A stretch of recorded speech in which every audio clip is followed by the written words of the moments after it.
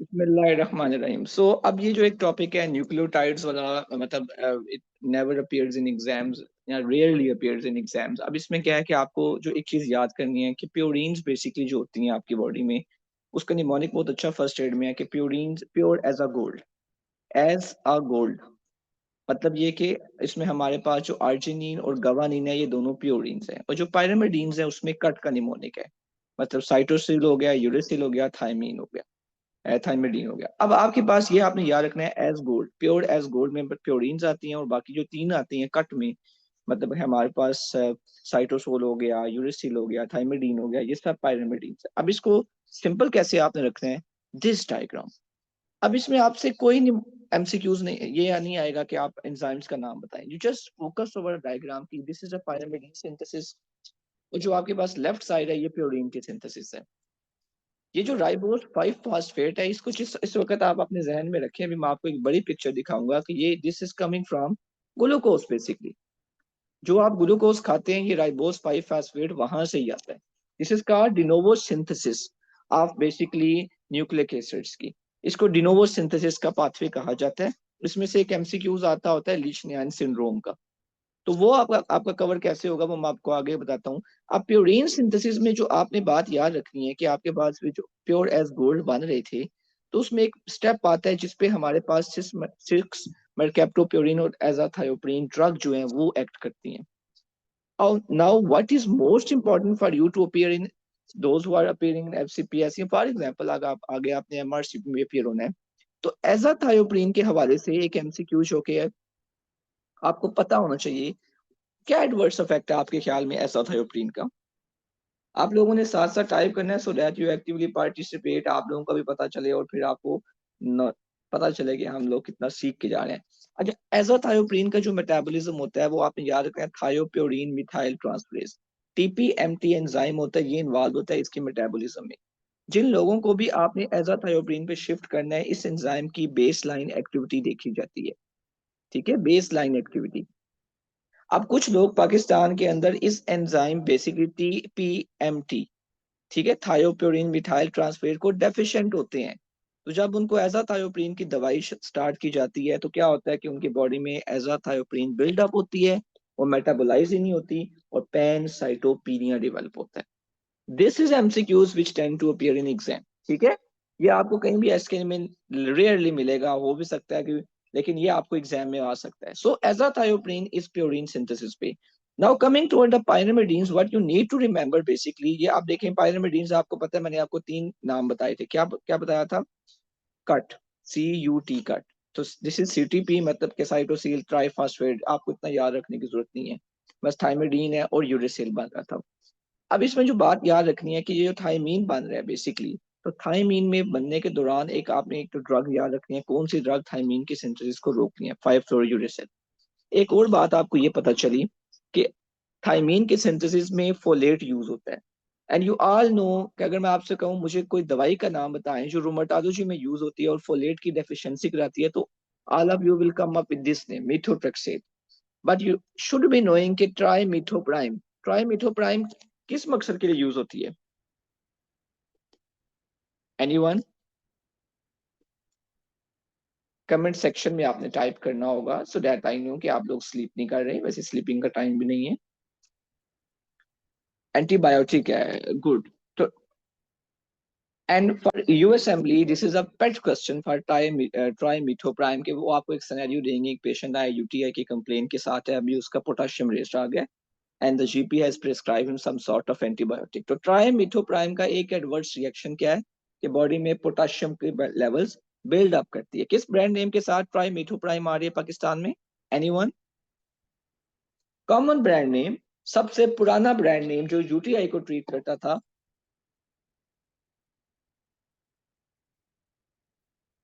You don't know, टेंजो नोब्स, नोब्स, अच्छा ये सब ट्रान के नाम से आती थी। सो ट्राइमेथोप्राइम एंड पायरामेथामीन, ठीक है, ये सब फोलेट मेटाबॉलिज्म पे एक्ट करती हैं। So you should be knowing the name of the drug. Leflunomide, वो भी पायरामिडीन के सिंथेसिस को इनहिबिट करती है। सो जो आपने यहाँ पे आज चीज याद की वो क्या की, कि बेसिकली प्योरीन्स की सिंथेसिस को कौन सी दवाई रोक रही है, एज़ोथायोप्रीन। और पायरामिडीन्स की सिंथेसिस को कौन सी दवाई रोक रही है? Basically metho. लेकिन trimethoprim also have same. तो आपको एग्जाम में क्वेश्चन आएगा which of the following drug should not be prescribed with methotrexate, तो आप क्या चूज करेंगे? हो सकता है ट्राई मिथोप्राइम का एसके में बच्चों ने जनरेट किया हो, लेकिन उन बच्चों को ये पता ही ना हो कि पायरामेथामीन भी उसी पाथवे पे एक्ट करती है। And this is what happens basically in exams, क्योंकि ये रिकॉल्स होते हैं। अभी आप लोग देखिएगा रिकॉल जब आते हैं तो रिकॉल्स में क्या मसला आता है कि बच्चे, हर बच्चे का अपना एक रिकॉल होता है ना, तो वो असल सिनेरियो बहुत सारे बच्चों को पिक ही नहीं हो रहा होता उनसे कि ये चीज भी सिनेरियो के अंदर मेंशन थी। So pyrimethamine you don't need to forget basically. आप मुझे बता सकते हैं पायरामेथामीन किसी को पता हो किधर यूज होती है? चलिए आगे आगे आया मैं आपको इसके बारे में बताऊंगा। नेक्स्ट कमिंग टू वर्ड्स, कौन सी दवाई जो दोनों पाथवे को इनहिबिट कर सकती है? वो हाइड्रोक्सीयूरिया। हाइड्रोक्सीयूरिया के बारे में आप लोगों को क्या बात पता है? Anything which you should be knowing about hydroxyurea for FCPS part 1 और for any higher exams? Hydroxyurea haemoglobin fetal के लेवल को क्या करती है? ज्यादा करती है। और ये कौन सी डिजीज को ट्रीट करने के लिए यूज होती है? Can you please tell me the name of disease? Option मैं देता हूँ, थैलेसीमिया, सिकल सेल, या hereditary spherocytosis. Okay, so technically speaking ये सब में यूज हो सकती है, लेकिन सिकल सेल इज नोटोरियस और उसके बाद हाइड्रोक्सीयूरिया। ठीक है, मकसद इसका फीटल के लेवल्स को इनहांस करना है। और दूसरी बात ये कि एंजाइम डिग्रेडेशन में जो इन्वॉल्व उनको भी। अब ये जो सिंपल सा पाथवे था, इसमें मैं जो एक बात आपको बताना चाह रहा हूँ, देखें जितने भी यूरिक एसिड है, जो ऑल यू नो कि हमारे जिस्म में हर सेल के अंदर न्यूक्लिक एसिड है। ठीक है, फॉरगेट अबाउट दीज पाथवेज। क्या बात याद रखनी है कि न्यूक्लिक एसिड जब टूटेंगे तो क्या बनेगा? End product xanthine. Xanthine then gets converted into, basically xanthine urine में जाए। This is the core concept. अब जेंथिन को बेसिकली कन्वर्ट होना होता है पहले यूरिक एसिड में, और उसमें एंजाइम इन्वॉल्व होता है जेंथिन ऑक्सीडेज। इसको आपकी दवाई जो आप देते हैं एलोप्योरिनोल, ये इनहिबिट करती है। जिन मरीजों के अंदर यूरिक स्टोन्स बनने का खदशा होता है, या जिन लोगों के अंदर यूरिक एसिड के लेवल बिल्ड अप होने का खदशा होता है, उनमें हम क्या करते हैं? बेसिकली हम इसी दवाई को एलोप्योरिनोल को देते हैं, जो कि जाइलोरिक के नाम से आती है। सो एंजाइम का नाम आपको पता होना चाहिए। इसमें जो एक चीज आती होती है कि फेबोक्सीटेट बेसिकली सिंथेटिक एनालॉग है, इसके नाम से आता है। अब यहाँ पे मैंने आपको एक बात बताई थी कि देखिए आपकी बॉडी में एक रीजनरेटिव सैल्वेज पाथवे होता है कि जब ये डिग्रेड हो रहे होते हैं न्यूक्लिक एसिड्स, तो अल्लाह ताला ने एक निजाम बनाया हुआ है कि इनको बचाना है, सबको यूरिक एसिड में कन्वर्ट नहीं होने देना। इसको कहते हैं सैल्वेज पाथवे। उसमें जो एंजाइम इन्वॉल्व होता है वो हाइपोजेंथीन गवानीन राइबोसाइल ट्रांसफरेज एंजाइम है, जिसको कहते हैं HGPRT। अब इस एंजाइम की सम कुछ लोगों के अंदर this is autosomal recessive condition, और इस एंजाइम का पाथवे, ये पाथवे डिफेक्टिव हो जाता है। अब उन लोगों में जो एंड प्रोडक्ट आती है, या जो एक सिनेरियो आपको आएगा, वो क्या आएगा? आपको सेल्फ म्यूटिलेशन का वर्ड, बज़वर्ड आएगा। आपको एक सिनेरियो होगा जो कि आपसे पिक ही नहीं हो रहा होगा एग्जाम के अंदर। एक बच्चा आएगा, 6 ईयर ओल्ड बॉय है, उसकी बॉडी पे इचिंग मार्क्स हैं और डेवलपमेंटल डिले है। ठीक है, और कहेंगे सेवरल सेल्फ म्यूटिलेशन मार्क्स। ये पेट क्वेश्चन है even for USMLE, for MRCP. Self mutilation का वर्ड होगा या एग्रेशन का वर्ड सिनेरियो में मेंशन होगा, तो ऑलवेज ऑलवेज अगला होगा कि यहाँ होगा कि कौन सा लैब टेस्ट आप करवाएंगे। ठीक है, या अगला टेस्ट होगा कि इसका बेसिकली बताएं कि ये डिजीज कौन सा है। तो this is leash Nihan syndrome. इसमें HGPRT एंजाइम डिफेक्टिव होता है। Just remember this name. उसके अलावा आपको इसमें कुछ याद करने की जरूरत नहीं है। एक और चीज जो मैं आपको बताना चाहता हूँ रिगार्डिंग ये, वैसे एक मुझे वैसे एक कोर कॉन्सेप्ट लगता होता था कि देखिए this is very important concept. आपके जिस्म में 3 तरह के सेल्स हैं। पहले हैं परमानेंट सेल्स। वो क्या मतलब? इसको forget about this concept. Neurons, skeletal, cardiac muscles, ये 3 वो सेल्स हैं जब टूट जाएंगे तो इनकी रीजनरेशन नहीं हो सकती, परमानेंट डैमेज आ जाएगा। तो इधर क्या होती है बेसिकली? पैथोलॉजी का क्वेश्चन अगर मैं आपसे पूछूं, which type of regeneration occurs here? Neurons में क्या होती है? इसी तरह स्केलेटल मसल्स में क्या होती है? कार्डिक मसल्स में क्या होती है? हाइपरट्रॉफी होती है। जब भी डैमेज्ड होते हैं ये फाइब्रोसिस होती है। देयर आर टू वेज आपके पास होते हैं ना, रिपेयर के दो तरीके होते हैं। एक क्या होता है फाइब्रोसिस, और एक क्या होता है regeneration. This is a core concept, ये आपने याद रखना है। अब आप मुझे बताएं रीजेनरेशन, चलें इसको फॉरगेट अबाउट फाइब्रोसिस। ये आपको बार बार एग्जाम में आएगा। फाइब्रोसिस होती है जिसके आगे आपने दो टाइप्स पढ़ी हैं, कीलाइड पढ़ी है और हाइपरट्रॉफिक स्कार पढ़ा है। Can anyone among you please tell me, keloid और हाइपरट्रॉफिक स्कार में से अगली कौन सा होता है? Which one is ugly that grows beyond the margins? These are all pet questions for FCPS. Keloid, और यही वो क्वेश्चंस हैं, उधर आप एक एक क्वेश्चन मिस करते जाएंगे और कॉमन क्वेश्चंस आपको सारे आ रहे होंगे, और ये जो अनकॉमन क्वेश्चंस हैं ये एग्जाम में आएंगे और ये आपको मतलब परसेंटेज गिरा देते हैं। So you should be knowing keloid और हाइपरट्रॉफिक स्कार एक वेल डिमार्केटेड होता है, ठीक है। तो ये याद रखना है, ये फाइब्रोसिस के अंदर ही टॉपिक आता है। अब रीजनरेशन किन सेल्स की होती है ये देखें। They enter G1 from G not when stimulated, इनको कहते हैं स्टेबल सेल्स। हेपेटोसाइट्स में, लिम्फोसाइट्स में, प्रॉक्सिमल कन्वोल्यूटेड ट्यूब्यूल्स में। कभी आपने जिंदगी में सोचा होगा कि यार एक्यूट किडनी इंजरी जब होती है तो मरीज क्यों एक्यूट किडनी इंजरी से हाइड्रेशन की जाती है और वापस आ जाते हैं? कभी आपने सोचा वार्ड्स में? Because they are stable cells. वो दोबारा जब आप उनको स्टिमुलेट करेंगे वो रीजनरेट हो सकते हैं। हेपेटोसाइट्स में रीजनरेटिव नोड्यूल्स ही तो बनते हैं बेसिकली, ठीक है। इसी तरह लिम्फोसाइट्स का तो एक ज्यादा कॉन्सेप्ट है पेरियोस्टल सेल्स का। सो यू शुड मीन, और फिर आपके पास आते हैं लेबाइल सेल्स। लेबाइल सेल्स के बारे में क्या एक बात आपको पता है? कौन सी एक दवाई है जो लेबाइल सेल्स को सबसे ज्यादा टारगेट करती है? कौन सी अभी हमने पढ़ी है, ऊपर पढ़ के आए हैं। थायमीन की सिंथेसिस में जो दवाई हम पढ़ के आए हैं मीथोट्रेक्सेट, ये लेबाइल सेल्स को किल करती है। सो ये बोन मैरो को सप्रेस कर देती है, गट में गैस्ट्रिक अल्सर्स बनाती है, स्किन में एलोपेशिया कराती है। सो ये आपने याद रखना है, ठीक है। सो ये इंपॉर्टेंट कॉन्सेप्ट था। सिमिलरली ये मैं मुझे लगता है कि थोड़ा सा इंपॉर्टेंट कॉन्सेप्ट होता है ये वाइमेंटन, डेस्मन, साइटोकेराटिन, गिलाइल फाइब्रिल एसिड प्रोटीन। इसमें अगर आपसे मैं पूछूं कि फॉर एग्जांपल साइटोकेराटिन किधर होता है या लेमन, ये आगे आएगा उसके अंदर ऑन्कोलॉजी के सेक्शन में। मैं आपको एक स्लाइड दिखाऊंगा, उसमें लिखे हुए हैं। लाइक बट माइक्रोट्यूब्यूल्स के हवाले से याद रखें कि आपकी सेल में जितनी भी सिग्नलिंग है ना, सब माइक्रोट्यूब्यूल्स है। इवन WBCs ने at the site of infection जो पहुंचना होता है, वो कैसे पहुंचना होता है? कीमोटैक्सिस होती है। कौन सा एक मीडिएटर होता है कीमोटैक्सिस का? ये भी पेट क्वेश्चन है। कीमोटैक्सिस का मीडिएटर कौन सा है? एनीवन? कीमोटैक्सिस के मीडिएटर मुझे बताएं जो WBC से at the site of infection पहुंचना होता है। ये आपने याद रखने हैं, ये पेपर में आते हैं। इंटरल्यूकन 8, C5a, ठीक है, not C3b। C3b and IgG these are opsonisation, ठीक है। C5a एंड इंटरल्यूकन 8, ये क्या है? दोनों कीमोटैक्सिस में। और कौन कीमोटैक्सिस कराएगा? यही माइक्रोट्यूब्यूल्स। और कौन सी दवाइयां हैं जो इन माइक्रोट्यूब्यूल्स को इनहिबिट करती हैं? वो ये दवाइयां हैं आपकी। ये मेरा फार्मा का एग्जाम का क्वेश्चन था। Mebendazole, griseofulvin, colchicine, vincristine, paclitaxel, these all medication tend to stop this process, okay? ये आपने याद रखने। सो मेबेंडाजोल, ग्रिसियोफल्विन, कॉल्चिसिन। कॉल्चिसिन का एडवर्स इफेक्ट क्या है? What is the notorious adverse effect of colchicine? Anyone?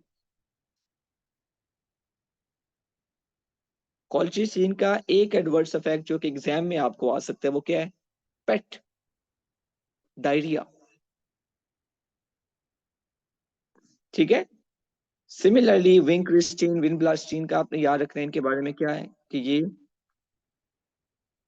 Neuropathy कराती है, ठीक है। सो यहाँ पे सीलिया के बारे से इतना नहीं आता, ये कार्टा जनरल लाइकली। अच्छा, अब कोलेजन की टाइप्स आ गई। ये आपकी हिस्ट्री भी अब यहाँ पे साथ ही मिक्स अप हो रही है। कोलेजन देखें, देयर आर 4 टाइप्स, टाइप 1 और टाइप 4 आप सबसे पहले याद कर लें। टाइप 1 को किस तरह याद रखने का तरीका है, 1, तो ये बोन के अंदर होता है। अब इसके हवाले से एक डिसऑर्डर है जिसका नाम है ओस्टियोजेनेसिस इम्परफेक्टा। अब एग्जाम में ओस्टियोजेनेसिस को आपने कैसे याद रखना है, सिर्फ ऐसे याद रखना है। क्या पेट क्वेश्चन होगा, बोन के मसले होंगे, मल्टीपल फ्रैक्चर्स होंगे और ब्लू स्क्लेरा होगा। ठीक है, कॉमन सिनेरियो आता है, एक बच्चा है उसका ब्लू स्क्लेरा है और मल्टीपल फ्रैक्चर्स की हिस्ट्री है, तो which disease you will think of. उधर बच्चे कंफ्यूज हो जाते हैं, यार ये एहलर-डैन-लोस था या ये ओस्टियोजेनेसिस था। ठीक है, ओके ओके इंशाल्लाह। अब आपने इसको इस तरह सिंपल रखना है, ओस्टियोजेनेसिस मींस बोन का मसला, तो बोन्स में क्या होंगे, बोन्स टूट जाएंगे। सिमिलरली जो आपके पास टाइप 4 कोलेजन के मसले होंगे, जस्ट फॉर पहले इजी आप याद रखें, टाइप 4 जो कोलेजन होगा वो किधर होगा आपका, अंडर द फ्लोर, मतलब बेसमेंट मेम्ब्रेन्स में। इसके बारे में दो डिजीजेस आपने, एल्पर्ट सिंड्रोम लेकिन लेस लाइकली आए, लेकिन गुड पास्चर मस्ट लाइकली आए। ये एक वो सवाल है जो कि आएगा, कैसे प्रेजेंट करता है गुड पास्चर, ये हम रीजनल में पढ़ेंगे भी इंशाल्लाह। हिमोप्टोसिस और हीमोचूरिया दोनों होंगे मरीज को, क्योंकि बेसमेंट मेम्ब्रेन तो आपके एल्वुलाई में भी है। सो ये दो तो इजी हो गए, हर एक को याद हो गई कि यार टाइप 1 कोलेजन का मसला होगा तो ओस्टियोजेनेसिस इम्परफेक्टा, एक तो ब्लू स्क्लेरा होगा और एक बोन्स के मसले होंगे। टाइप 4 वाले जो मसले हैं वो एल्पर्ट सिंड्रोम या होगा गुड पास्चर। लेकिन अगर टाइप 2 का आ गया तो 2 में याद रखें कार्टिलेज। अब आपको यहाँ पे एक बात मैं बताना चाहूंगा, टाइप 4 जो 3 होता है ये रेटिकुलर टिश्यू, ये टाइप 3 के बारे में सिंपल सी बात याद रखिए, ग्रेनुलेशन टिश्यू। क्या होता है ग्रेनुलेशन टिश्यू, जब भी किसी जगह पे इंजरी होती है, ये देखें ये कनेक्शन डिसरप्ट आपने किया है, तो अल्लाह ताला यहाँ पे ब्लड वेसल भेजेगा, फाइब्रोसिस होगी। इस फाइब्रोसिस वाले और एक एमॉर्फस मटेरियल को जो इओसिनोफिलिक होता है, प्रोटीन रिच होता है, उसको कहते हैं ग्रेनुलेशन टिश्यू। उस बेसिकली ग्रेनुलेशन टिश्यू के अंदर टाइप 3 कोलेजन होता है, और यही type 3 collagen then gets replaced with type 1, जिसकी वजह से टेंसाइल स्ट्रेंथ आती है आपके किसी भी जगह पे जहाँ पे इंजरी होती है। So you need to remember this concept. अब ये मेरे मेरे एफसीपीएस में ये सवाल आया था कि टाइप 3 कोलेजन के मसले से होता है एहलर डैन-लोस सिंड्रोम, और जो एहलर डैन-लोस सिंड्रोम है ना, बेसिकली ये बच्चे सबसे ज्यादा इसी क्वेश्चन को गलत करके आते हैं। क्यों, just because of this one word, hyper mobile joints. और किस कंडीशन में आपको मिलते हैं, अगर मैं आपको कहूं एक टॉल हाइटेड पर्सन है और उसमें एग्जैक्टली exactly, और मैं आपको बताऊं मुझे एक सिनेरियो आया, टॉल हाइटेड नहीं था, मुझे आया सिनेरियो कि एक पेशेंट आया है, उसका ये एफसीपीएस में ब्लड प्रेशर अनइक्वल था दोनों आर्म्स में, अनइक्वल, उसको टीयरिंग चेस्ट पेन है और वो नॉर्मल स्ट्रेचर के। ठीक है, ही हैज हिस्ट्री, बेसिकली उन्होंने कहा हिस्ट्री है उसकी ब्लीडिंग की। अब नीचे उन्होंने ऑप्शन दिए, क्या सिनेरियो आप सस्पेक्ट करेंगे, तो उसमें बेसिकली क्या था कि वो ऑप्शन में था, नीचे ऑप्शंस में उन्होंने दोनों टाइप्स मुझे दी। क्या ये वेस्कुलर एहलर डैन-लोस आप सोचेंगे या कोलिजन वाला टाइप वाला, क्योंकि इसकी भी काफी सारी टाइप्स होती हैं। एहलर डैन-लोस की क्लासिकल टाइप होती है एक, ठीक है, जिसमें टाइप 5 कोलिजन के मसले आते हैं, और एक वेस्कुलर होती है, तो उसका आंसर वेस्कुलर था। और ये एक सिनेरियो क्या था, अनइक्वल बीपी क्यों होता है, अनइक्वल बीपी क्यों होगा, और टीयरिंग चेस्ट पेन क्या है, ये डायग्नोसिस क्या है, ये रप्चर हो गया उसका एक ऑर्गन। ठीक है, एओर्टिक डाइसेक्शन हुई है। लास्ट एमसीक्यूज, नहीं वो मैंने आपको ये बताया कि रिकॉर्डिंग वैसे आपके साथ मैं शेयर करूंगा। ठीक है, सो इस तरह आपने याद रखना है पेट क्वेश्चंस के हवाले से कि यार अगर मुझे सिनेरियो में आ गया, स्ट्रक्चर ठीक है, सिर्फ मैंने इससे बज़वर्ड से नहीं गायब हो जाना। ठीक है, और एक और चीज, एहलर डैन-लोस जो होता है it can be recessive, can be autosomal dominant, लेकिन मॉर्फन क्या होता है हमेशा, मॉर्फन क्या होता है, Marfan is autosomal dominant. These are the pet exam questions.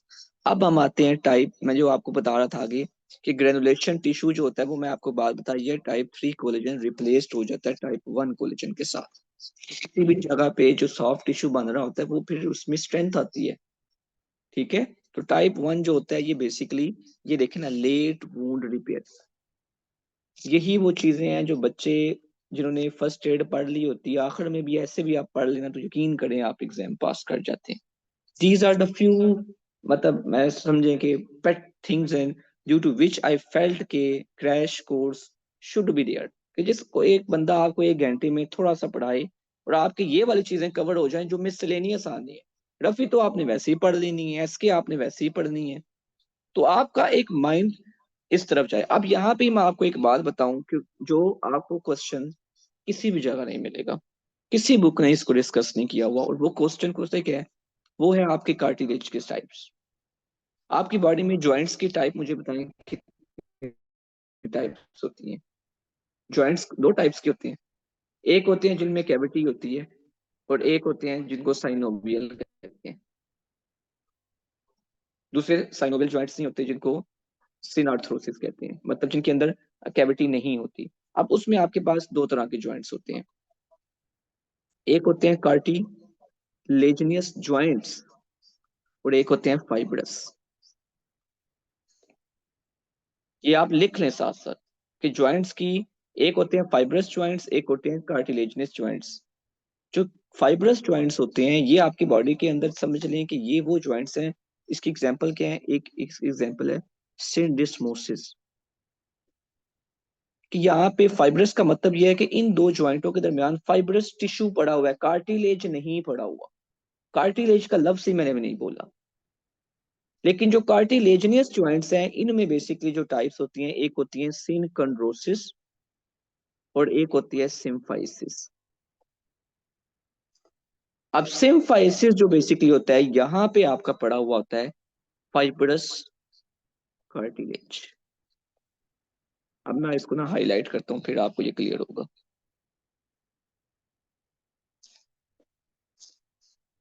अक्सर बच्चे यहाँ पे जॉइंट को कंफ्यूज कर देते हैं विद बेसिकली जॉइंट को कार्टिलेज के साथ मिक्स कर देते हैं। तो याद रखते हैं जॉइंट का नेम इलादा है, फाइब्रस जॉइंट है। उसमें एक एग्जांपल सिंडिस्मोसिस की है, बाकी गुम्फोसिस है, और एक सूचर्स होते हैं जो आपके दिमाग में होते हैं। ये तीनों 1 2 3 ये फाइब्रस क्या है, जॉइंट्स हैं। जो कार्टिलेजिनस जॉइंट्स हैं इनके बारे में याद रखना है, इसकी 2 टाइप्स होती हैं, मतलब वो मैं इतना डिटेल में नहीं जा रहा। मोटी सी बात याद रखें, सिनकंड्रोसिस और सिम्फाइसिस। सिनकंड्रोसिस आपका होता है ये जो क्लेविकल का जॉइंट होता है ना स्टर्नम के साथ, ये सिनकंड्रोसिस है। आपके जितने आर्टिकुलर जॉइंट्स हैं ये सब के सब कार्टिलेजिनस जॉइंट्स हैं सिनकंड्रोसिस वैरायटी के। और सिम्फाइसिस वैरायटी का एक जॉइंट आप मुझे बता सकते हैं जहाँ पे स्लाइड से मोबिलिटी होती है और दरमियान में फाइब्रस टिश्यू पड़ा हुआ है, आपकी बैक के अंदर होता है। Anyone, any wild guess? Fibrous cartilage पड़ा होता है। Pubic symphysis, good, excellent. और इंटरवर्टिब्रल डिस्क। ठीक है, सो अब ये मैंने क्यों यहाँ पे डिस्कस किया कि ये तो एक हो गया जॉइंट्स, लेकिन साथ ही कार्टिलेज। अब कार्टिलेज की क्या टाइप्स होती हैं, कोई मुझे बता सकता है? हाइलिन कार्टिलेज होता है, फाइब्रस कार्टिलेज होता है, ठीक है, और एक इलास्टिक कार्टिलेज होता है। और ये जो आपका हाइलिन है ज्यादातर आर्टिकुलर सर्फेसिस पे है, जो आपका फाइब्रस है ये fibrous cartilage basically fibrous joints के अंदर होते हैं। Are you people with me so far? मेरी समझ आ रही है या मैं ऊपर से गुजर रहा हूँ? फायदा हो रहा है, चलो अच्छी बात है। अब next comes a Marfan. Marfan is basically this concept you should be knowing, this is autosomal dominant. ठीक है, और मॉर्फन के बारे में याद रखें कि मार्फन का फंक्शन क्या होता है कि आपकी बॉडी के अंदर ये जो एक जितना भी इलास्टिक टिश्यू है उसको स्कैफोल्ड प्रोवाइड करती है प्रोटीन, कौन सी? फिब्रिलिन प्रोटीन। आप इसको सिंपल ये याद रखें,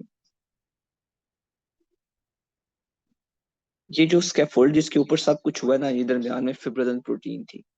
फिब्रिलन ही मसला कर देगी तो स्कैफोल्डिंग होगी नहीं इलास्टिक टिश्यू की, तो उसकी वजह से डिजीज आता है मार्फन। मार्फन में क्या होगा? लॉन्ग एक्सट्रीमिटीज, पेक्टस एक्सकवेटम, ज्वाइंट्स लंबे कद का, इसमें सिस्टिक मीडियल नेक्रोसिस एओर्टा की होती है। ये एमसीक्यूज आपको आता है। एओर्टा की डाइसेक्शन इसमें भी हो सकती है, ठीक है। और एक और सिनेरियो में चीज होगी क्या? लेंस टेम्पोरल साइड पे जाता है डिसलोकेट होके मार्फन में। मीडियल साइड पे किधर आता है? एनीवन?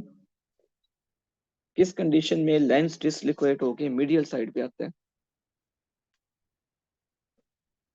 होमोसिस्टिन यूरिया में, ठीक है। होमोसिस्टिन यूरिया को यहाँ पे डिस्कस कर हम कर लेते हैं। होमोसिस्टिन यूरिया के बारे में यहाँ पे मैं आपको एक चीज बताता हूँ।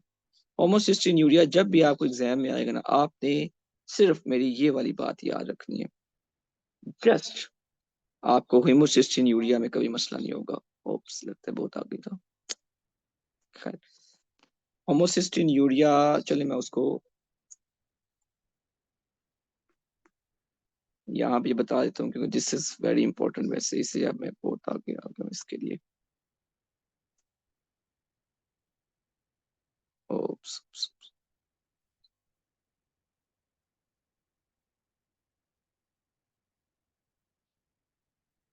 अमाइनो एसिड्स के साथ ये होमोसिस्टिन यूरिया के बारे में ना, ये इसलिए इम्पोर्टेंट है, ये पाकिस्तान में या वैसे भी वर्ल्ड वाइड भी चीज़ों का इसके बारे में आपको पता होना चाहिए। This is these are autosomal recessive diseases ना, तो ये पाकिस्तान में वैसे ही कॉमन है, इसलिए एग्जाम में ये आते हैं।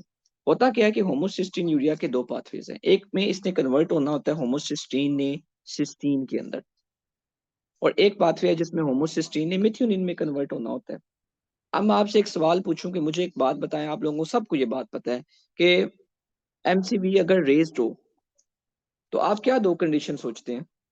कौन से टाइप का अनीमिया?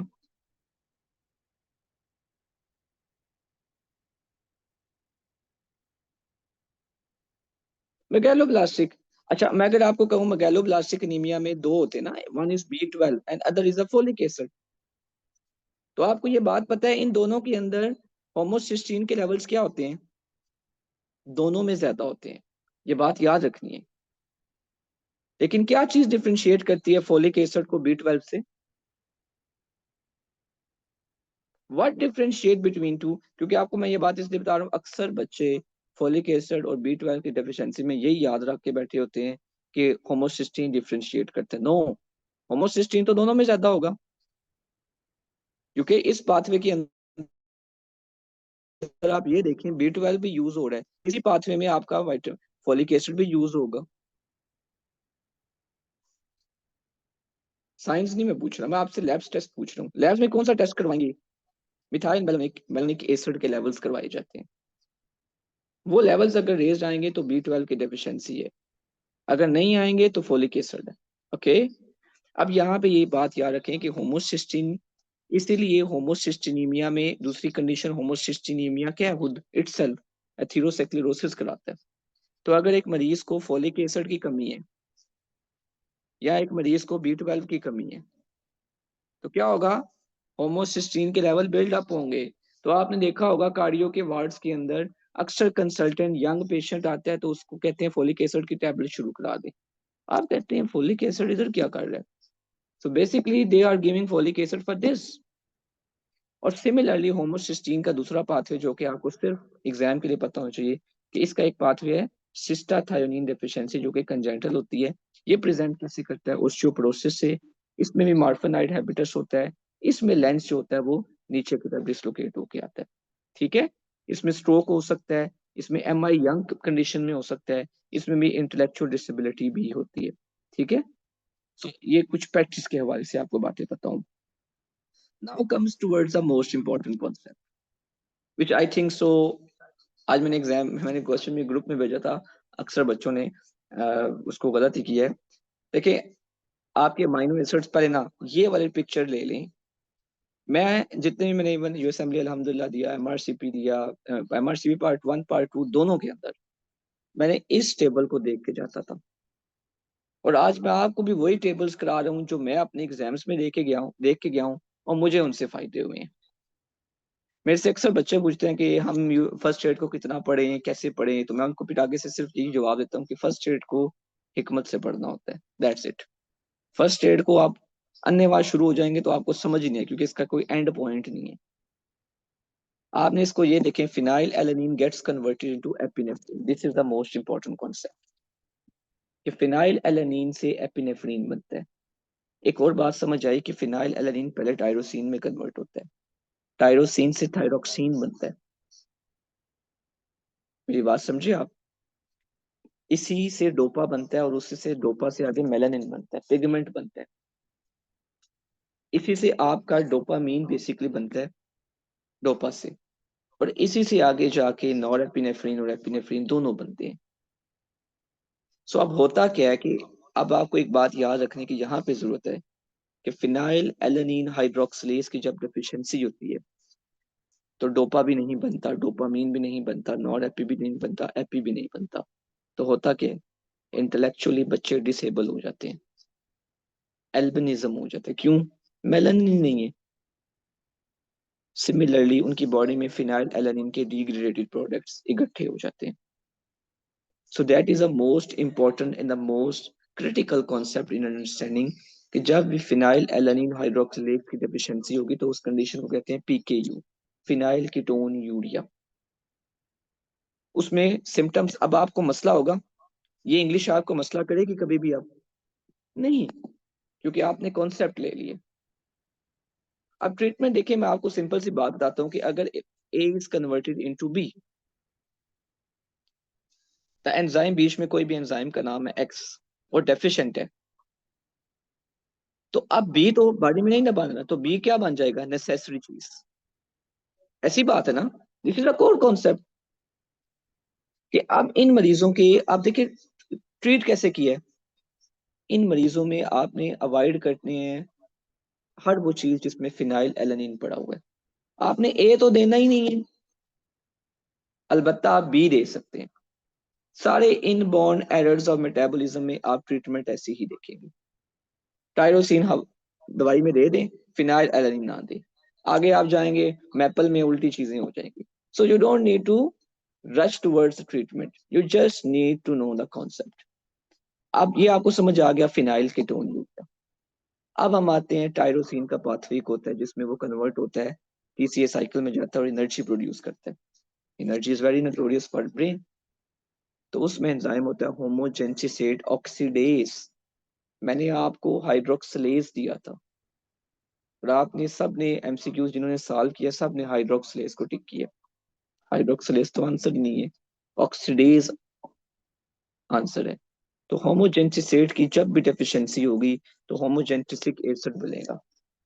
इसके नाम से पता चल रहा है यार, ये कलर देता है, पिगमेंट देता है। तो एल्केप्टोन यूरिया में क्या होगा? कलर्ड आएंगे।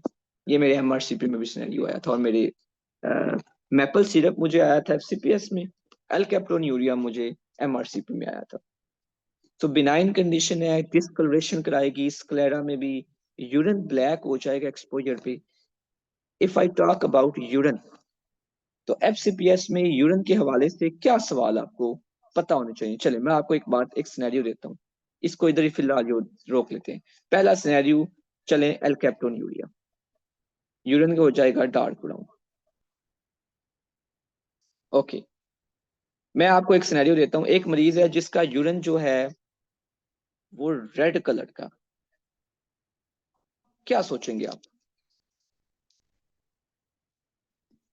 और एक का डार्क डार्क रेड है, डार्क ब्राउन या कॉफी ग्राउंड, उसको चलो उसको बात करते हैं। रेड से आप क्या क्या सोचेंगे? मैं आपको ऑप्शंस में ये देता हूँ, उस बच्चे में न्यूरोपैथी भी है, उसको एब्डोमेन में पेन भी है, और उसके घर वाले कहते हैं जब उसका पेशाब थोड़ी देर हम रखते हैं, ये रिकरेंट सिम्टम्स उसको आ रहे हैं, और कहते हैं जब उसका पेशाब थोड़ी देर के लिए रखा जाता है तो रेड हो जाता है। एनीवन? किडनी इंजरी में नहीं होता, किडनी इंजरी में अगर रेड कलर का यूरिन आ रहा हो तो उसकी काज क्या होती है? एक तो आपने नाम आईफोन रखा हुआ है, फिर मुझे अब कैसे समझ लगेगी नाम के?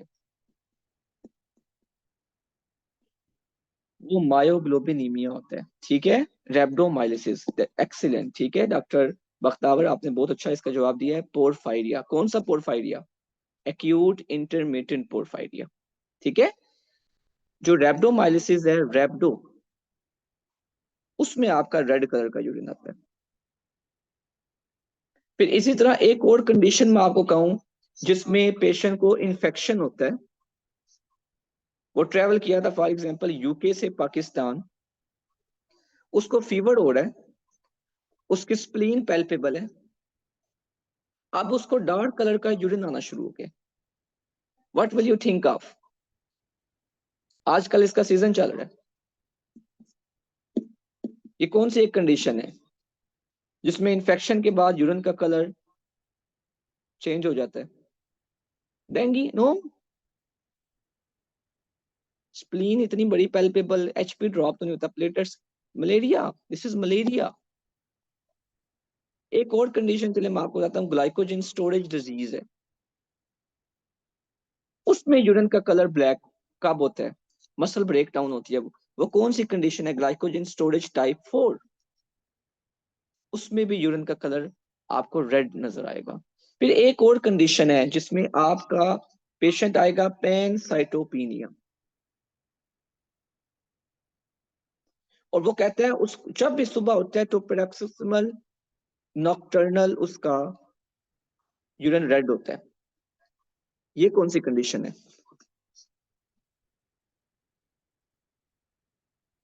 एनीवन? ये आप लोगों ने सारा कुछ पढ़ा हुआ है।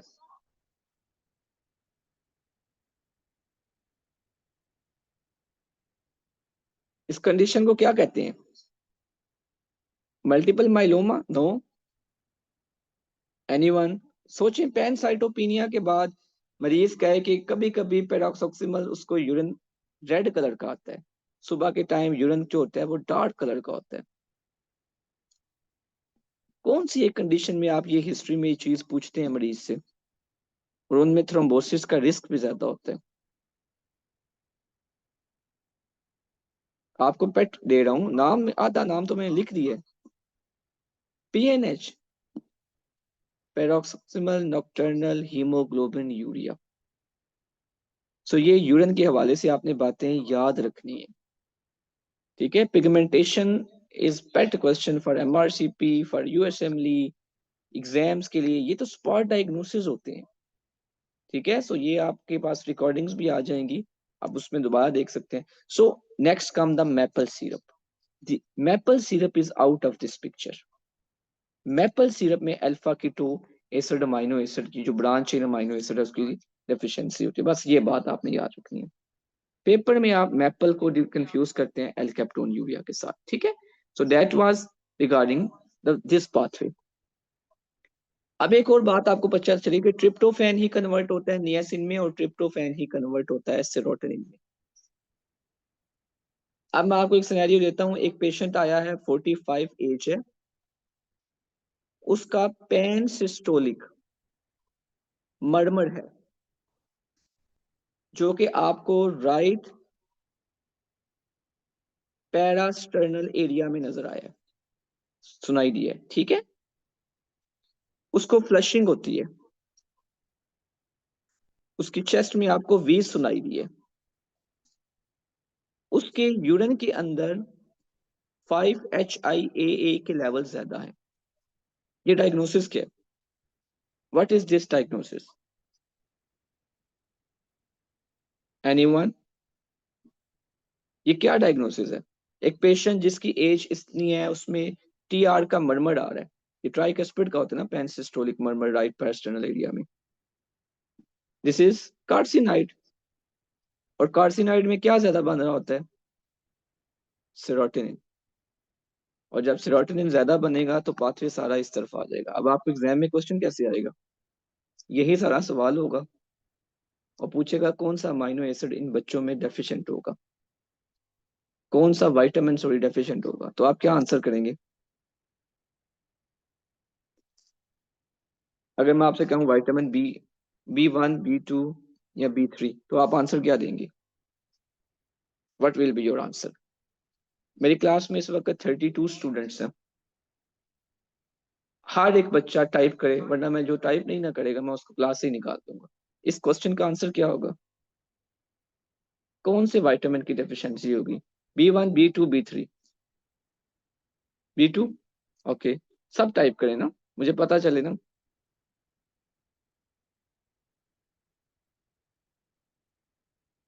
नहीं, नियासिन तो टाइप ही नहीं करना पेपर में, वो आपको कंफ्यूजिंग टर्म देगा ना, उसको पता है नियासिन तो आपको पता है। आप ये सोच के मुझे बताएं।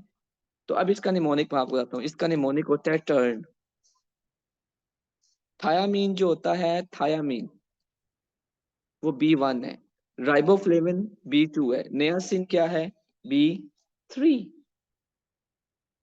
तो आपने हमेशा जिंदगी में याद रखना है टर्न निमोनिक के साथ B1, B2, B3। So this is B3। अब मुझे आप जल्दी से यहाँ पे ही मुझे बता दें, अब यहाँ पे ही हम रुकते हैं और हम जल्दी से वाइटामिन को वन लाइनर कर लेते हैं कि आपको जो एग्जाम में क्वेश्चन आएंगे। If B1 comes in your exam, तो what you should be knowing? B1 के वाले से आपको क्या बताना चाहिए? This causes beri beri. ठीक है। बेरी बेरी की दो टाइप्स हैं, एक है ड्राई और एक है वेट। वेट वाली क्या करती है? हार्ट को अफेक्ट करती है। और ड्राई वाली न्यूरोपैथी करती है। हो गई। फिर एक और कंडीशन हमारे साथ डॉक्टर मलिक ने टाइप की है कि इट काजेस वर्निकी कोर्साकोफ। मुझे ये बताएं व्हाट इज वर्निकीज? क्या तीन चीजें वर्निकीज में होती हैं? ये मैंने क्या लिखा है? ACE। कोई इसी कोई करके मुझे बता दे। I think so. Fawad, are you with me right now? या preparing for exam? You should be knowing this. What is ACE? This is a pet question for the for US Assembly. Ataxia, confabulation, external ophthalmoplegia. जब ये तीन चीजें होती हैं तो इसको क्या कहते हैं? This is called Wernicke's. और इसमें क्या दो चीजें ऐड होती हैं तो उसको हम कहते हैं, this is basically, sorry, C for confusion था। क्या दो चीजें ऐड होती हैं तो हम इसको फिर कहते हैं कोर्साकोफ? मेमोरी लॉस और कन्फेबुलेशन। ठीक है। कन्फेबुलेशन का मतलब होता है मरीज झूठ बोलना शुरू करता है, वही दोनों चीजें इंटरलिंक्ड है। तो जब ये दोनों आती हैं तब इसको कोर्साकोफ कहते हैं। ये यहाँ पे इवन आई थिंक सो इन्होंने बड़ा अच्छा जो फर्स्ट एड के अंदर जो एक्सप्लेन था, तो मैंने इसलिए आपको यहाँ पे बता दिया। ठीक है, वर्निकीज और कोर्साकोफ में डिफरेंस आपने याद रखना है। फिर similarly this is what you should be knowing regarding vitamin B1। Let's suppose मैं आपको कहता हूँ B2, क्या याद रखेंगे आप B2 के हवाले से? One word.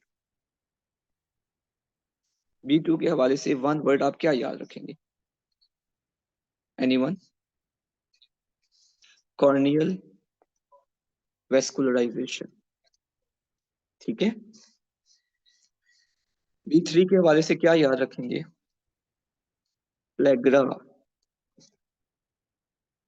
ठीक है, 3Ds। B4 के हवाले से क्या याद रखेंगे?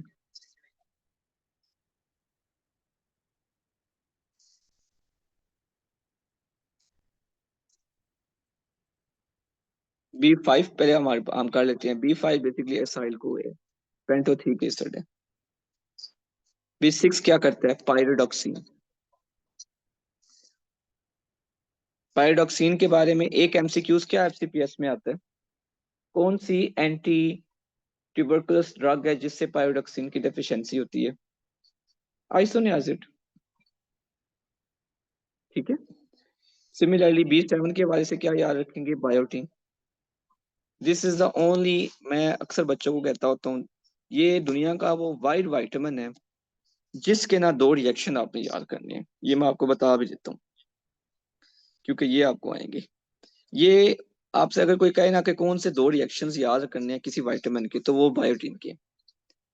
तो बायोटीन के दो रिएक्शंस कौन से हैं कि एक पायरोवेट में कन्वर्ट होना होता है इनटू ओक्सैलोएसीटेट। इस एंजाइम का नाम होता है पायरोवेट कार्बोक्सिलेज। और एक होता है एसिटाइल कोए में कन्वर्ट होना होता है मेलोनाइल कोए में। तो उस एंजाइम का नाम होता है acetyl CoA carboxylase. Carboxylase reaction में बायोटीन होता है। और ये जो राइट वाइट एग्स होते हैं, रॉ एग्स, कच्चे अंडे खाने से ये उसके साथ बायोटीन के साथ बाइंड हो जाता है और इन बंदों में हाइपोग्लाइसीमिया का रिस्क होता है। क्यों? ये एक्सैलोएसीटेट ने आगे ग्लूकोज बनानी होती है, तो ये हाइपोग्लाइसीमिया कराता है अगर ये कम हो जाएगा। This is the most pet question. और एक और आपने ये वाले रिएक्शन याद रखने हैं। इसमें मैं आपको आज जिंदगी आपकी आसान कर देता हूँ। Just make it simple. देखिए, methionine is gets converted into homocysteine. ये तो वो बात है जो मैंने आपको भी बचपन में पढ़ा दी है, और सिस्टीन में आगे कन्वर्ट हो गया। इस पाथवे में मिथियोनिन भी यूज हो रहा है, और इस पाथवे के अंदर आपके बारे में बॉडी का B12 भी यूज हो रहा है। ये भी बात मैंने आपको बता दी।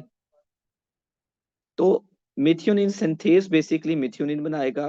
विटामिन B12 जो है वो आप भूल जाएं क्या कराता है, बस यू शुड बी नोइंग कि विटामिन B12 भी इस पाथवे में यूज हो रहा है और मिथियोनिन भी यूज हो रहा है। एक पाथवे है जिसमें मिथाइल मेलोनिल कन्वर्ट होता है सस्टिनाइल कोए में, उसमें भी एंजाइम मिथाइल मेलोनिल को एक म्यूटेज यूज होता है, वो भी विटामिन B12 है। तो सवाल ये आता है कि विटामिन B12 कौन से दो एंजाइम्स में होता है? एंजाइम्स का नाम कभी कभी पूछते हैं। तो एक नाम क्या आप लिखेंगे जो स्कोच से रेड लिखा हुआ है? Methionine synthase. और एक मिथाइल मेलोनिल के म्यूटेज। ना भी याद करें, अब सिंपल सी बात ये याद रखें कि मिथाइल मेलोनिल को एक लेवल B12 की डेफिशिएंसी में ज्यादा रहते हैं, लेकिन होमोसिस्टीन के लेवल चाहे फोलिक एसिड कम हो चाहे मिथियोनिन, दोनों में ज्यादा हो। सो ये हमने कर लिया मैक्सिमम चीजें, आई थिंक सो। B9 हो गया, 7 हो गया, ये B9-12 हो गया। उसके बाद जो मुझे एक चीज लग रही थी वो ये, glycogen storage diseases, no one will ask you too much details. The only thing which you should be knowing for exam is von Gurki. It basically causes, इसका एंजाइम आपने याद रखना है। जो ग्लूकोज आपकी बॉडी में आता है ना ग्लाइकोजन से, उसका जो आखिरी स्टेप होता है ना वो एंजाइम होता है ग्लूकोज 6 फास्फेटेज। उस बेसिकली आपने पाथवे में याद रखनी है एक बात, वो ये कि इस पाथवे के अंदर जब भी कोई मसला आएगा, ग्लूकोज 6 फास्फेटेज की डेफिशिएंसी होगी तो ग्लूकोज नहीं बनेगा। जब ग्लूकोज नहीं बनेगा तो मरीज क्या हो जाएगा? हाइपोग्लाइसीमिया। तो वान गर की जब भी सिनेरियो में ऑप्शन लिखा होगा, तो क्या आपने चीज नहीं भूलनी कि यार हाइपोग्लाइसीमिया लिखा हुआ है या नहीं। बात ही खत्म। मेरी बात समझ गए? अब पंपी तो याद रखें, पंप हार्ट का मसला। हार्ट का कोई ना कोई मसला आया हुआ, आप पेपर में इतने कंफ्यूज हो गए कि दुनिया जहां के डायग्नोसिस आपने बना ली हैं, और आपसे रूल आउट नहीं हो रहा ये सिनेरियो का इसका ऑप्शन क्या होगा। मेरी बात याद रखें कि डॉक्टर हुमायूं ने बताया था पंप का मसला जब भी होगा तो पोम्पिस डिजीज होगा। हार्ट का इश्यू अगर सिनेरियो में है, पोम्पिस है। कोई डिजीज को भूल जाएं, कभी आपके एग्जाम में इंशाल्लाह नहीं आएगा। मैं कार्डल, मैंने आपको थोड़ी देर पहले बताया था, क्या एक बात बताई थी? Red urine. मैकार्डल डिजीज में रेड यूरिन होता है। So that is regarding for glycogen storage. और एक आता है लाइसोसोमल स्टोरेज डिजीज। ये समझ लें कि पक्का ही आपको आएगा सवाल। और क्या आएगा? जिसको मैं हाईलाइट कर रहा हूँ यही आएगा। मुझे पता है आप लोगों को तो फीलिंग आ रही होगी डॉक्टर हुमायूं हमें पढ़ा क्या रही है, तुम्हारी किताबों में लिखा ही नहीं है। But those of you who appeared before the diets of the FCPS, they should be knowing this concept कि these questions were appearing in exams। तो ये क्वेश्चंस आपको एग्जाम में आएंगे। यही वो क्वेश्चंस हैं जो एक दो दो करके आपके गलत होते हैं और जो रेपिटेशन में भी कोई नहीं बता रहा होता। और यही वो न्यू पूल है। ठीक है। तो अब आपके पास है, एक है टे सच डिजीज, एक है नीमैन पैक डिजीज। दोनों में क्या होता है, चेरी रेड स्पॉट्स होते हैं। अब दोनों में जब चेरी रेड स्पॉट्स होते हैं तो एक बात याद रखनी है, जो नीमैन पैक होगा उसके अंदर क्या होगा, उसमें हेपेटोमेगैली होगी, और टे सैच में हेपेटोमेगैली नहीं होगा। सिनेरियो आएगा, एक बच्चा है, उसका इंटेलेक्चुअली डिसेबल है, माँ बाप की कजन मैरिज थी, उसका रेटिना देखा गया है तो चेरी रेड स्पॉट है, लेकिन लिवर पैल्पेबल नहीं है, तो डायग्नोसिस क्या होगा, व्हाट विल बी डायग्नोसिस? अगर लिवर पैल्पेबल नहीं है और चेरी रेड स्पॉट है तो दिस इज टे सैच, टे सैच। और अगर आपके पास लिवर पैल्पेबल हो गया, दिस इज नीमैन पैक। और जो फेबरी होता है, ये आपको अभी तो नहीं आएगा, ये आगे आपको एग्जाम में क्लिनिकल में आता होता है, कि इसमें तीन चीजें होती है, न्यूरोपैथी, एंजियोकेराटोमास और हाइपोहाइड्रोसिस। ये स्टेप्स में पेट क्वेश्चन है। ठीक है, क्यों क्यों ये पेट क्वेश्चन है स्टेप्स में? क्योंकि this is the only X linked recessive disease, the rest of all they are autosomal recessive. X linked recessive का मतलब क्या है, अगर माँ को हुआ तो बच्चे को डेफिनेटली होगा, लड़कों को लाजमन होगा। ठीक है। सो एक्स लिंक्ड रिसेसिव डिजीज में फेबरी आता है, फेबरी में तीन चीजें होती हैं, just remember the name, forget. Hunter और हर्डलर में से सिंपल सी बात याद रखनी है, वो क्या, किसको आंखें बिल्कुल साफ चाहिए शिकार के लिए, हंटर को या हर्डलर को? हंटर वाले को। हंटर वाले का कॉर्निया क्लियर होना चाहिए ना, तो हंटर वाले में एग्रेसिव बिहेवियर होगा, कॉर्निया की क्लाउडिंग नहीं होती। दूसरे वाले में, हर्डलर वाले में क्राउडिंग होगी। मुझे नहीं लगता इसमें कोई इतनी रॉकेट साइंस है याद करने में। नेक्स्ट कमिंग टूवर्ड्स दिस, इसका मैं आपको एक निमोनिक बता देता हूँ। क्या मेरी ऑडियो नहीं आ रही? ये कैसे हो सकता है?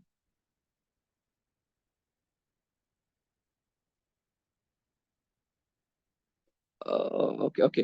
हंटर और हर्डलर के बारे में सिंपल सी बात याद रखें, I am just asking from you people, कि हंटर और हर्डलर में किसको अपना बेसिकली जो प्रे है उसने देखना है, उसको क्लियर चाहिए, वो हंटर को चाहिए। तो हंटर वाले पेशेंट और इन दोनों में देखें, ये डेवलपमेंटल डिले दोनों बच्चों में होता है, ये तो आपको पता है, जितने भी लाइसोसोमल स्टोरेज डिजीज हैं। गर्गुलिज्म दोनों में होता है। गर्गुलिज्म क्या होता है, इनकी मतलब फिनोटाइप ही चेंज हुई होती है, एयरवे ऑब्स्ट्रक्शन होगी। तो हंटर और हर्डलर में एक डिफरेंस ये है कि हंटर में याद रखना है कि यार उसको क्लियर कॉर्निया चाहिए, तब भी तो वो शिकार देख सकता है। हर्डलर वाले में कॉर्निया क्लाउडेड होगा। लीवर दोनों में यार पैल्पेबल होते हैं, कोई nothing need to remember for it. क्यों? क्योंकि ये स्टोरेज डिसऑर्डर्स हैं, मेटाबॉलिज्म सारे डिसरप्टेड हैं, वो चीजें जिसम में इकट्ठी होंगी। So this is the question which tends to appear in exam. इसमें एक बात आपने याद रखनी है, ये सब में दो हैं ऑटोसोमल डोमिनेंट।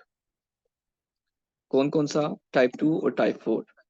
अब इसका निमोनिक आप याद रखें, 1 LP 2 LD, B adds V, 3 is V, 4 gets more। दोबारा मैं लिखता हूँ, 1 LP 2 LD, B adds V, 3 is E, 4 gets more। ये दो तीन दफा आप लिखेंगे, सब लिखें भी, अभी लिख लो चलो, ये भी जिंदगी में एक दफा ही याद करना होता है। 1 LP, सब लिख लें बेशक, 1 LP 2 LD, B adds V, 3 is E, 4 gets more। अब मैं आपको ना इसका एक सिंपल सा बताता हूँ बात। ये डायग्राम आप देख रहे हैं, बेशक ना देखें, अच्छा इसको आप सिंपल सा देखें। ये देखें, this is de novo synthesis.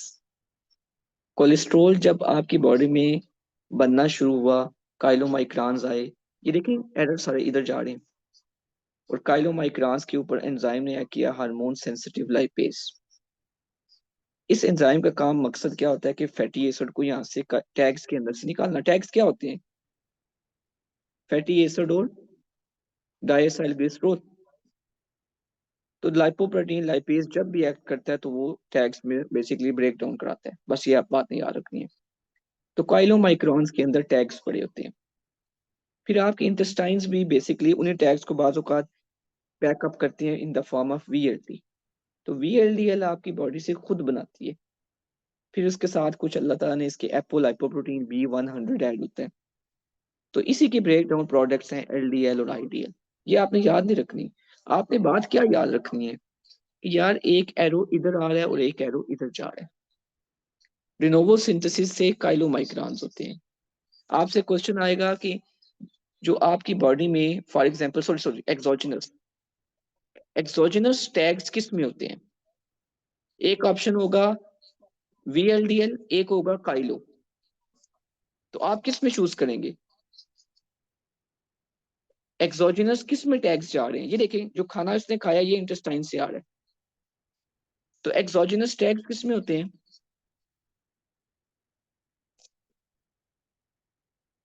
Type करें ना आप लोग आंसर, इसका तो सिंपल सा आंसर है। किस में टैग्स ज्यादा हो गए एक्सोजिनस? काइलो में। जो आप खाना खा रहे होते हैं ना वो काइलो में जाते हैं, और जो आप खाना बेसिकली जो आपकी बॉडी खुद सिंथेसाइज करती है वो कहाँ से आते हैं? वो किस में होते हैं? वो वीएलडीएल में होते हैं। और मैं आपको एक बात बताऊं, ये मेरे टॉपिक से टू मच बियॉन्ड हो जाएगा। ये जितने लाइपोप्रोटीन्स है ना, इनमें टैग और कोलेस्ट्रॉल की रेशो ही तो आपने देखनी है। और साथ इनकी कुछ आपकी प्रोटीन्स ऐड है। कौन सी प्रोटीन्स? ये B48, B100, एपोई, ये सब। कुछ में टैग्स ज्यादा होंगी। वो कौन कौन सी है? वो काइलो है, वो VLDL है। कुछ ऐसे होंगे जिनमें कोलेस्ट्रॉल ज्यादा है, वो कौन से हैं? LDL। समझे मेरी बात? इनकी प्रोपोर्शन ही देखी जाती है असल में। तो अब आपने याद रखा कि जो 1LP है, टाइप 1 जो आपके पास होता है हाइपर लिपिडीमियाज, इनमें LP लाइपोप्रोटीन लाइपेज का मसला आएगा, डॉक्टर हुमायूं ने बताया था। और वो टैग्स की ब्रेक डाउन कराता था। तो इन मरीजों में क्या होगा? टैग्स के लेवल ज्यादा होंगे। तो टैग्स जब भी ज्यादा होते हैं तो पेंक्रेटाइटिस कराते हैं, इरोप्टिव प्रोटिक ज़ैंथोमास कराते हैं, क्रीमी लेयर आ जाती है जैसे ही आप इनका ड्रॉ करते हैं ब्लड बाहर। ठीक है। चकनाइयत इनके खून में भी होती है। ठीक है। सो 1LP, 2LD, this is the most common. ये पाकिस्तान के अंदर मैंने अपनी हाउस जॉब में देखे हुए पेशेंट्स जिनमें कंजेंटल कंडीशंस में MI हो जाएगा 20 साल की उम्र से पहले। 20 साल की उम्र से पहले अगर MI हो रहा है तो मेरी क्लास में आज जो आप जितने स्टूडेंट्स हैं, कौन सी दो कंडीशंस आपने पढ़ी हैं आपने सोचनी है। आप वर्ड्स में याद रखेंगे ये दो बातें कि ये दो हमने आज याद कर ली।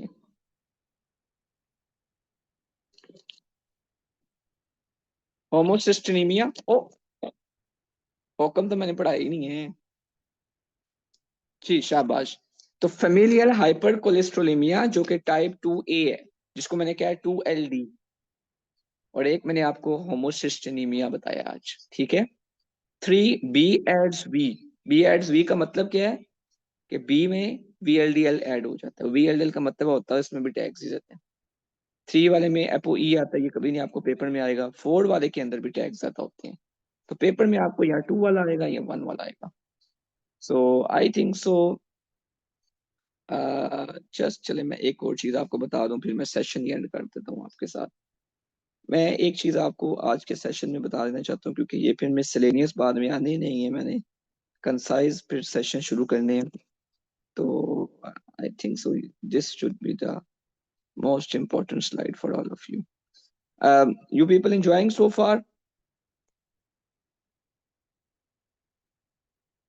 Any issue? Okay, that's good. चलिए अच्छी बात है। या मैं बहुत अच्छा पढ़ा रहा हूँ या फिर आप समझ बहुत अच्छा रहे हैं?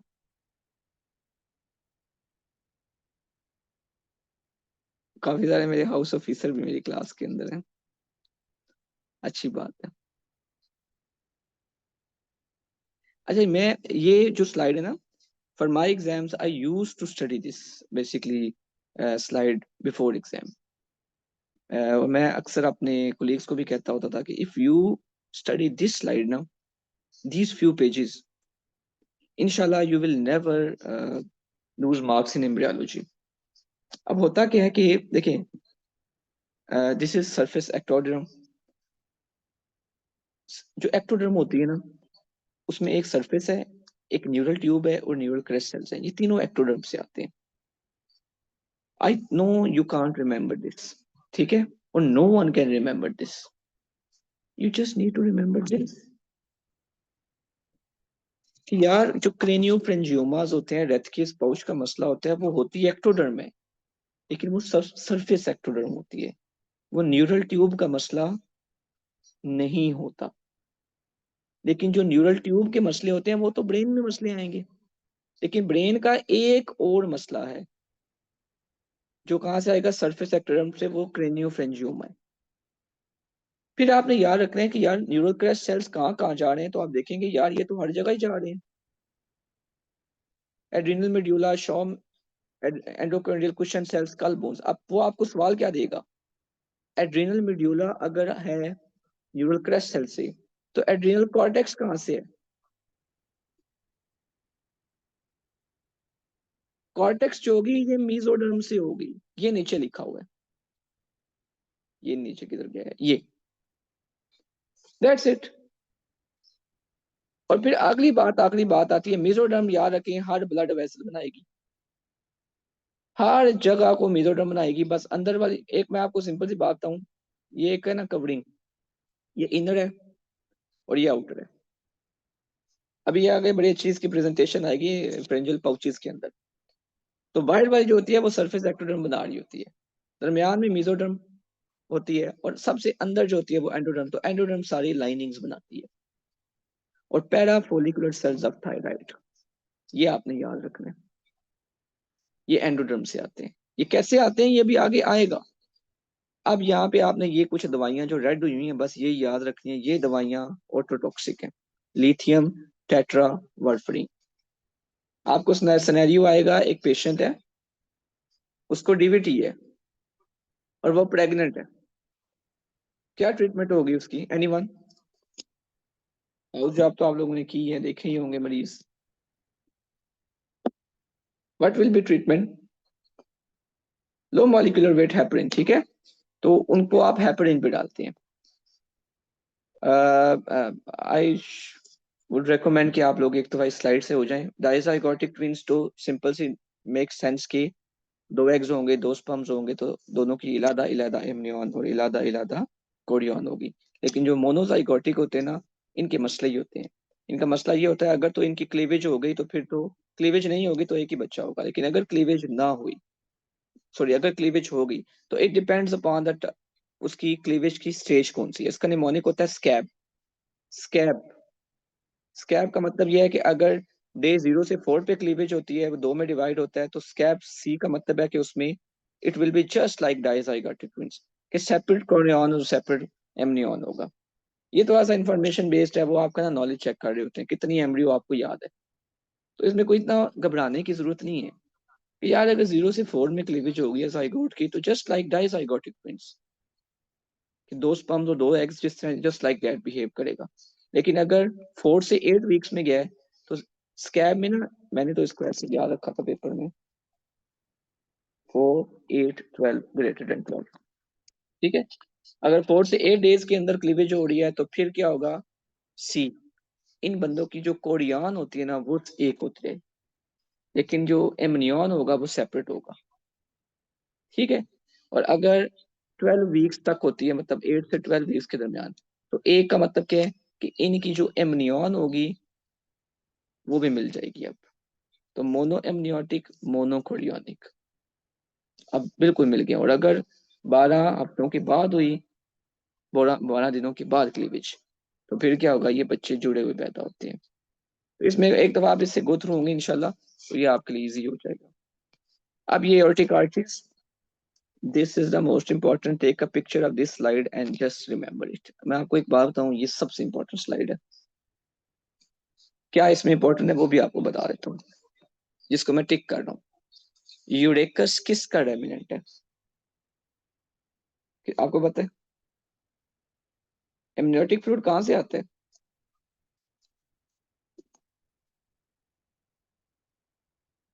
एमनियोटिक फ्लूइड बेसिकली यूरिन है ना। तो एमनियोटिक फ्लूइड आपका बेसिकली यूरिन ही है। तो यूरेकस बेसिकली कनेक्शन है ब्लैडर का, किसके साथ? अम्बलाइकस के साथ। इसको यूरेकस कहते हैं। और ये बेसिकली यूरेकस बनता कहाँ से? एलेंटाइस से। तो मैं इसको ऐसे याद रखता होता था कि यार ये ब्लैडर है, मैं आपको बताता हूँ, this is bladder, this is umbilical cord. दरम्यान में एक लाइन आ रही है, इसका नाम यूरे, पहले इसका नाम एलेंटाइस है, फिर ये कन्वर्ट होती है यूरेकस में, और फिर ये कन्वर्ट हो जाती है median umbilical ligament. That's it. तो ये आपने तीन चीजें याद रखनी है कि एलेंटाइस कन्वर्ट हुआ यूरेकस में, यूरेकस कन्वर्ट हुआ मीडियन में। इसी के मसले होते हैं, वो इतनी डिटेल में आपको जाने की जरूरत नहीं है। सिंपल सी बात याद रखें, अगर एक ओपनिंग हो जिसके दोनों तरफ ल्यूमन हो, तो उसको इंग्लिश में क्या कहते हैं? एक ये है और एक ये है। ए को क्या कहते हैं और बी को क्या कहते हैं? जिसके दोनों तरफ ओपनिंग हो उसको फिस्चुला कहते हैं, और जिसके एक तरफ हो उसको साइनस कहते हैं। तो बस इसके नाम नीचे पड़े लिखे हुए, आप उसको पढ़ लें तो इसमें कोई मसले की बात नहीं है। तो यूरिन किसके बाहर अंदर से आ रहा होगा? फिस्चुला वाले। जिसमें पेटेंट यूरेकस होगा, मतलब कि वो ओब्लिटरेट नहीं होगा, तो उन बच्चों का पेशाब अम्बलाइकस से बर्थ पे निकल रहा होता है। ठीक है, नीचे बड़ी अच्छी डायग्राम्स है, वो आप अंडरस्टैंड कर सकते हैं। जो विटेलाइन डक्ट होती है, इसके बारे में एक बात याद रखें कि ये बेसिकली बच्चे, ये देखे ना, ये दिस इज आपकी इंटेस्टाइन्स है, ये बड़ी अच्छी एग्जांपल है कि दिस आर इंटेस्टाइन्स और ये अम्बलाइकस है। तो उनका एक आपस में कनेक्शन होता है जिसको कहते हैं विटेलाइन डक्ट।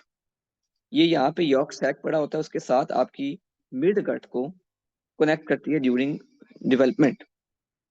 तो ये विटेलाइन डक्ट जो होती है ये ओब्लिटरेट हो जाती है, लेकिन अगर ओब्लिटरेट ना हो तो क्या होगा? मैकल डाइवर्टिकुलम बन जाएगा, अगर उसका पार्शियल क्लोजर होगा। और अगर वो डक्ट फेल टू क्लोज हो गई तो मेकोनियम का डिस्चार्ज होता रहेगा, उसको फिस्चुला कहते हैं, विटेलाइन फिस्चुला। ये नहीं आपको आएगा, लेकिन आपको मैकल्स आएगा। तो मैकल्स पूछा जाएगा किसका रेमिनेंट है। सो ये हो गया। ये मैं आपको सिर्फ यहाँ पे एक बात बता दूं, देखें, एक होता है aortic Archies. Aortic Archies arterial system बनाती हैं। ये अब आपने याद रखना है, पहली वाली जो होती है वो मैक्सिलरी आर्टरी देती है, दूसरी वाली स्टेपिडियल देती है, तीसरे वाली कैरोटिड देती है, चौथे वाली एओर्टिक आर्च देती है। और छठे वाली जो होती है, छठे वाली का सिनेरियो मुझे याद है, स्टेप्स में हमें आता होता था। एक पेशेंट आया है, 6 years ओल्ड, उसका कंटिन्यूस मरमर है। तो अगला सिनेरियो होता था कि कौन सी एओर्टिक आर्च से ये डिफेक्ट अराइज हो रहा है। तो क्या आंसर है इसका? ये मरमर कंटिन्यूस क्या मतलब है? पेटेंट डक्टस आर्ट्रियोसिस है, पीडीए का मरमर है। तो पीडीए जो होता है वो बेसिकली पेटेंट डक्टस आर्ट्रियोसिस, ये कहाँ से आता है? पल्मोनरी सिस्टम को शंटिंग सिस्टम, डक्टस आर्ट्रियोसिस कहाँ से आ रहा है? 6 एओर्टिक आर्च से। तो ये 6 एओर्टिक आर्च का मसला है। इसको एक दफा आप गो थ्रू इंशाल्लाह दोबारा होंगे तो आपको मसला नहीं होगा। फ्रेंजियल अपरेटस में बस ये डायग्राम याद रख लें कि फ्रेंजियल अपरेटस अपरेटस में, एक अपरेटस में बाहर की तरफ क्या है? एक तो आर्चेज हैं, ठीक है। सबसे पहले क्लेफ्ट्स हैं, ये क्लेफ्ट्स होते हैं। जो क्लेफ्ट होते हैं वो कहाँ से आ रहे होते हैं? वो आते हैं एक्टोडर्म से। ठीक है, ये बड़ा अच्छा लिखा होता है निमोनिक। आर्चीज होती हैं बीच में, ये आर्चीज हैं, ये इनमें देखा है, इनमें कार्टिलेज, नर्व, आर्टरी, ये सब मेसोडर्म से आते हैं।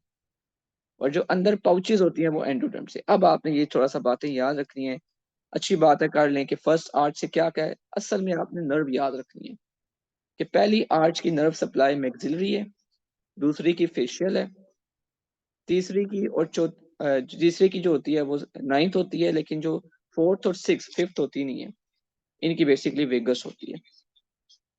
इसी तरह पाउचेस का थोड़ा बहुत याद रख लें। पाउचेस में जो मैं समझता होता हूँ, जो बात याद रखने वाली होती है वो पैराथायराइड की, कि जो पैराथायराइड की इंफीरियर विंग होती है ना, डोर्सल, इसकी मतलब ये आपको पता है ये थायराइड है, पीछे 4 पैराथायराइड है। जो आपका सुपीरियर पैराथायराइड होता है ना, ये 4th पाउच से आता है और इंफीरियर वाला 3rd से आता है। यही पेपर में आता है, ठीक है। ये पैराफोलिकुलर सेल मैंने आपको बताया था एंडोडर्म, तो भी हमने पढ़ लिया ना, पाउचेस सारी एंडोडर्म से होती हैं। So I think so that was all regarding class, hope so you people enjoyed it. और आप लोगों को इनका रिकॉर्डिंग मैं प्रोवाइड कर दूंगा।